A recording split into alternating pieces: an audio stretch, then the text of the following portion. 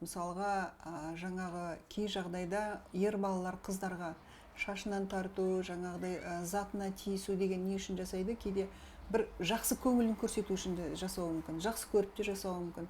Бірақ оған көңіл аудартудың басқа жолын білмейді. Жаңағыдай затын алып қою деген секілді, бір сөйлеу керек, онымен қарым қатынас орнату керек. А оның жолын таппағандықтан жаңағыдай нәрселерді, әрекеттерді жасайды. Ал егер онымен жаңағыдай ойын арқылы жаңағыдай бір арнайы сондай ойындар ұйымдастырылатын болса, онда жаңағыдай әрекеттің орны жойылады, оны қажет етпейді. Одан кейін бір-бірімен емін-еркін сөйлесуіне мүмкіндік беретіндей, бірге жаңағы жасайтұғын ойындардың түрлері және жаттығулар бар, техникалар бар. Одан кейін мысалға бір конкурстар ұйымдастыру, топ-топ болып, мысалға үнемі жақсы оқитын және үнемі жақсы тіл алғыш балалармен ғана жұмыс жасап үйреніп қаламыз кейде.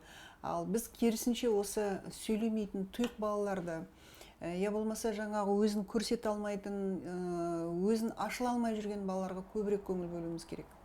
Мысалға, байқап отырсаңыздар, фильмдерде недегі театрлар, қойылымдар болып жатады. Бұл қойылымдар кішкене сонау балабақшадан басталады, мектеп, бастауыш класс, одан кейін жоғары класс.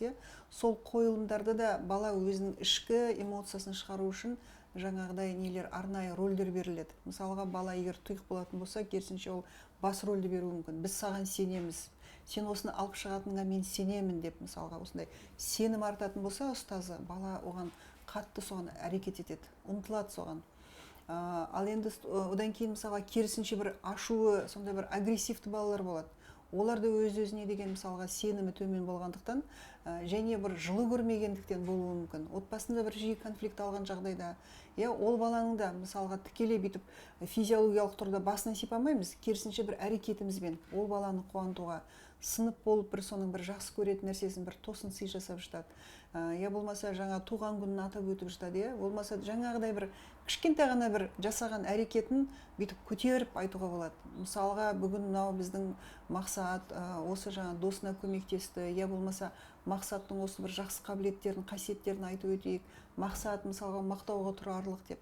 Сынып бойып егер осындай бір ойындар ойнатылатын болса, жаңағыдай жасалған конфликт, буллинг нәрселер орын алмайды.